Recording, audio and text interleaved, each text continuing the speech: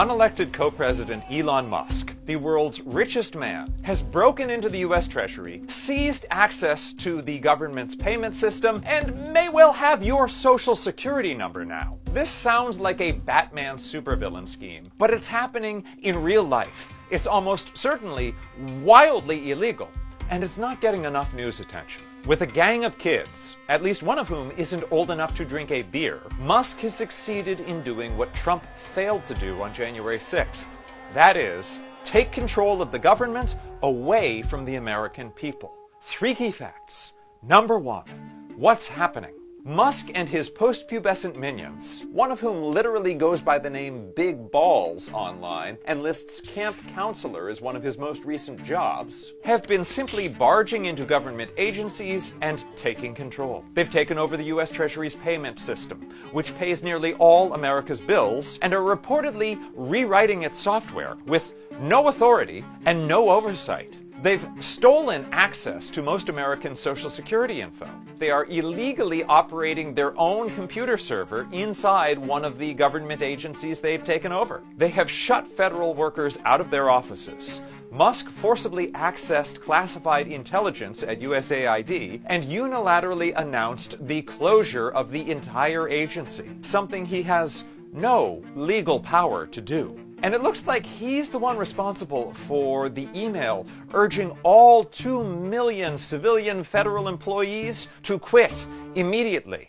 Number 2, no one elected Elon Musk. The Senate did not confirm him. His so-called Department of Government Efficiency is not even a real government agency. There is no legal basis for him to have any authority. The technical term for an unelected person taking over a government is a coup d'etat. Trump promised to be a dictator on day 1, but Musk is the one who's turning out to be the real dictator. It figures. Musk didn't spend more than $250 million to elect a tired and confused septuagenarian just to be second in command. Musk's plan has always been to be the man pulling the strings. Number 3, Elon Musk is bad at his jobs. His fabulously awful business decisions earned him a spot in the Museum of Failure. This is a real thing. What Musk's trying to do to the federal government closely mirrors what he did at Twitter, where he fired people or got them to quit without even understanding their jobs, rewrote critical software he didn't understand, threw wild tantrums, and set up cots so he and his goons could sleep in the office and break things at all hours of the night. Musk's remake of Twitter was an appalling failure. The company's lost about 80% of its value since his takeover and is totally unreliable. The federal government is so much bigger and the stakes are so much higher that it should be terrifying to everyone for it to be getting musked up the way Twitter did. The system Musk is monkeying with pays out Social Security, Medicare, your tax refund, veterans benefits, pay for government workers and contractors, nearly all the government's bills. Any Twitter-like outage, even a brief one, could wreck the economy and jeopardize public safety and national security.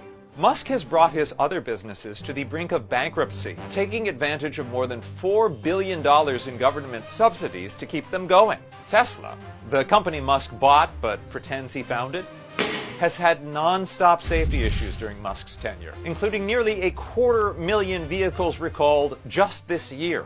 His rockets keep exploding. I don't even want to think what will happen to anyone who tries the cyber brain implants he's trying to make.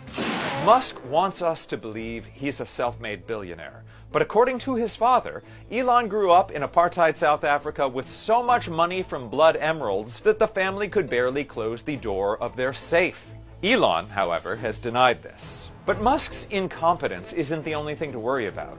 It's also not clear what country he's really working for. He's taken $1.4 billion in loans from China. For years, he's been chatting regularly with Vladimir Putin, and his deal to buy Twitter was partly financed by Saudi Arabia and Qatar. If Americans are going to be governed by a terrible businessman who breaks the law, is beholden to Putin, and is bankrolled by China and Saudi Arabia, it should at least be the one we elected. I'm Alan Piper at apiper13. Follow Courier Newsroom for the info you need about the Musk presidency.